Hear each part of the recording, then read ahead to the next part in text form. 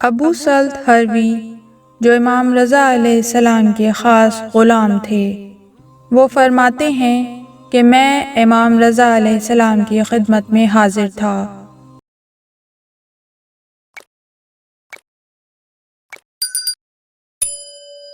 امام نے مجھ سے مخاطب ہو کر فرمایا، اے ابا سلط، ہارون کی قبر پر بنے ہوئے قبے میں جا کر چار اطراف سے تھوڑی سی مٹی جمع کر کے لاؤ۔ میں گیا اور مٹی اکٹھی کر کے لایا۔ امام نے مٹی کو سونگھا اور فرمایا، یہ لوگ مجھے ہارون کے پیچھے دفن کرنا چاہتے ہیں، لیکن وہاں ایک بہت بڑا پتھر ظاہر ہوگا، اور اگر پورے خراسان کے کدال بھی لائے جائیں تو اس کو اکھاڑ نہیں سکیں گے، اور ہارون کے سر اور پاؤں کی جانب بھی پتھر ظاہر ہوگا۔ اس کے بعد امام نے قبر ہارون کے سامنے قبلے کی جانب کی مٹی کو سونگھا تو فرمایا، یہ میری تدفین کا مقام ہے۔ فرمایا، اے ابا سلط، جب میری قبر تیار ہو جائے تو ایک نمی پیدا ہوگی، اور میں تمہیں ایک دعا بتاتا ہوں، وہ پڑھو گے تو قبر پانی سے بھر جائے گی، اس پانی میں چھوٹی چھوٹی مچھلیاں ظاہر ہوں گی۔ میں تمہیں ایک روٹی دیتا ہوں، یہ روٹی ان مچھلیوں کے لیے توڑ کر پانی میں ڈال دو تو وہ روٹی کو کھا لیں گی، اور اس کے بعد ایک بڑی مچھلی ظاہر ہوگی جو ان چھوٹی مچھلیوں کو نگل لے گی اور پھر غائب ہو جائے گی۔ اس وقت تم پانی پر ہاتھ رکھو اور یہ دعا پڑھ لو جو میں تمہیں بتاتا ہوں، تو پانی غائب ہو جائے گا۔ تم یہ سارے افعال مامون کی موجودگی میں انجام دینا۔ فرمایا، اے ابا سلط، کل میں اس فاسق و فاجر شخص مامون عباسی کے پاس جاؤں گا۔ جب میں اس کے پاس سے باہر آؤں تو دیکھنا، اگر میں نے اپنے سر پر عبا ڈالی ہو تو مجھ سے بات نہ کرنا، اور جان لینا کہ اس شخص نے مجھے زہر دے دیا ہے۔ ابا سلط کہتے ہیں، دوسرے روز امام رضا علیہ السلام اپنی محراب میں منتظر رہے۔ تھوڑی دیر بعد مامون نے اپنا غلام بھیجا اور امام کو بلوایا۔ امام مامون کی مجلس میں داخل ہوئے۔ میں بھی امام کے پیچھے پیچھے تھا۔ مامون نے جیسے ہی امام کو دیکھا کھڑا ہو گیا اور تخت سے نیچے اتر آیا، امام کی پیشانی کا بوسہ لیا اور آپ کو اپنے تخت پر سرہانے کی طرف اپنے برابر میں بٹھایا۔ مامون کے سامنے ایک میز لگی ہوئی تھی جس پر ایک بہت بہترین خوبصورت طبق میں عمدہ قسم کے انگور رکھے ہوئے تھے۔ مامون نے ہاتھ بڑھا کر انگور کا ایک خوشہ اٹھایا، اس میں سے آدھے کو خود کھایا اور دوسرا آدھا حصہ کہ جس میں پہلے سے ہی زہر ڈال رکھا تھا امام کی خدمت میں پیش کیا اور کہا، یہ انگور مجھے تحفے میں دیے گئے ہیں، مجھے یہ بات گوارا نہیں ہے کہ میں خود تو کھاؤں لیکن آپ کو نہ کھلاؤں، میری درخواست ہے کہ آپ ان کو تناول فرمائیے۔ امام رضا علیہ السلام علم امامت کے ذریعے اس کی حقیقت کو جانتے تھے۔ آپ نے فرمایا، مجھے اس کام سے معاف رکھو، لیکن مامون نے اصرار کیا کہ خدا کی قسم اگر آپ اس کو کھائیں گے تو خوشحال ہوں گے۔ امام نے 3 مرتبہ عذر خواہی کی، لیکن ہر مرتبہ مامون نے آپ کو رسول خدا اور علی مرتضیٰ کی قسم دے کر کہا کہ کم ہی سہی مگر آپ اس میں سے کچھ ضرور کھائیے۔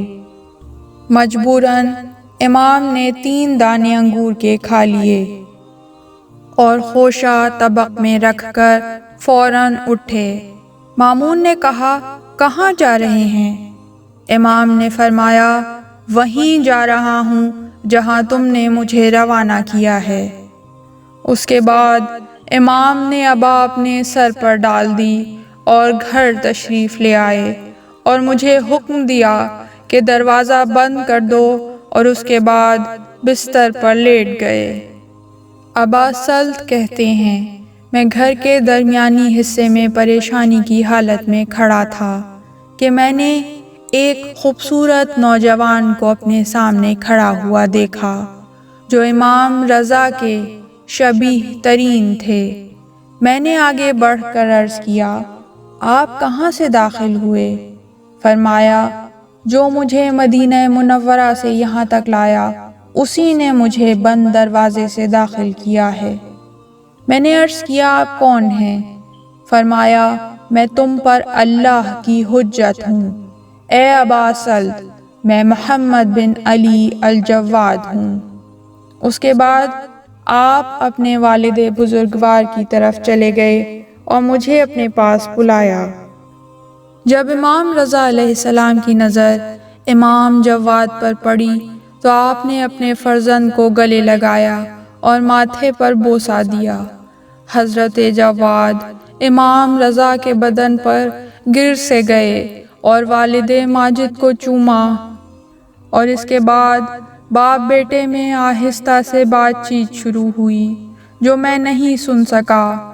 اس دوران باپ بیٹے کے درمیان اسرار و رموز کا تبادلہ ہوا اور یہ سلسلہ جاری رہا حتیٰ کہ امام رضا علیہ السلام کی روح عالم قدس کی بلندیوں کی جانب پرواز کر گئی۔ انا للہ و انا الیہ راجعون۔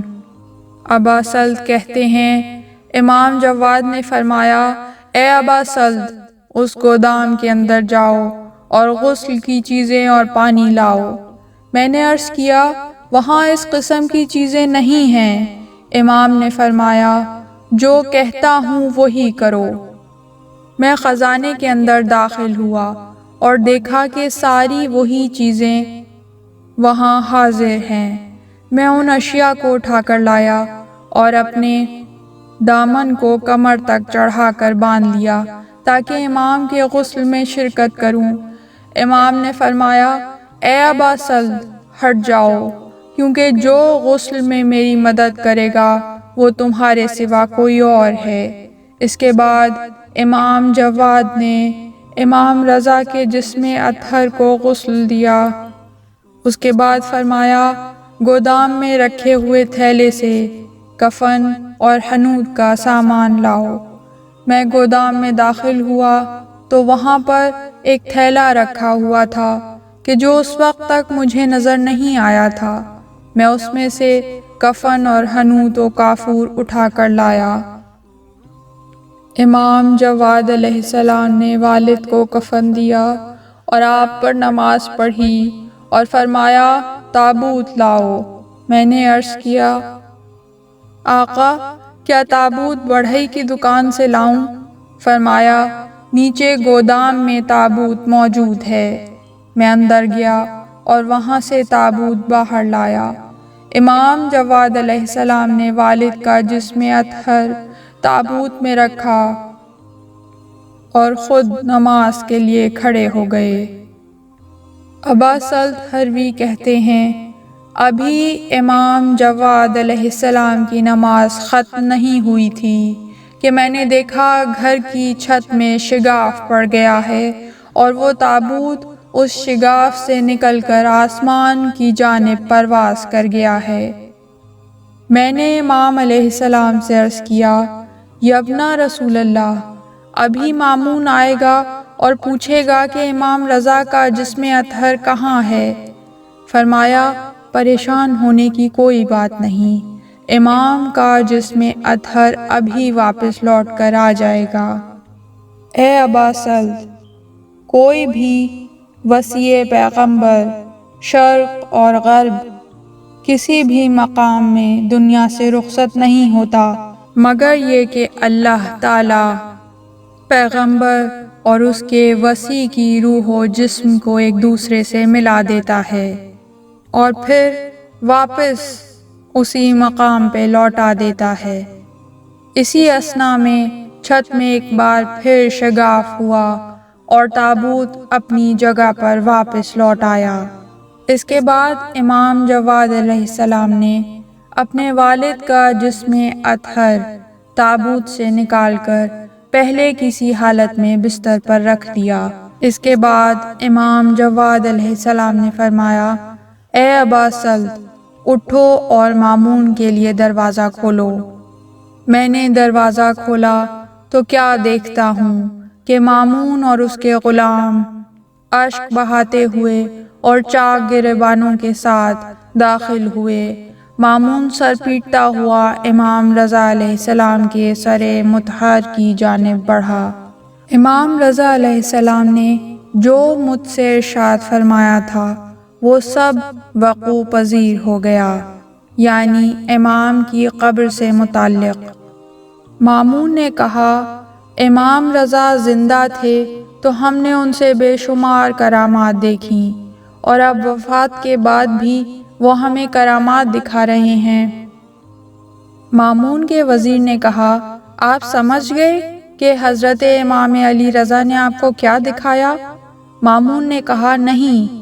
وزیر نے کہا، امام رضا نے ہمیں ان چھوٹی مچھلیوں اور اس بڑی مچھلی کے ذریعے بتایا کہ تم بنو عباس کی سلطنت شہنشاہوں کی کثرت اور درازی مدت کے باوجود ان چھوٹی مچھلیوں کی مانند ہے کہ جب تمہاری اجل آن پہنچے گی تو خداوند عالم ہم میں سے ایک مرد تم پر مسلط فرمائے گا اور وہ تم سب کو نیست و نابود کر دے گا۔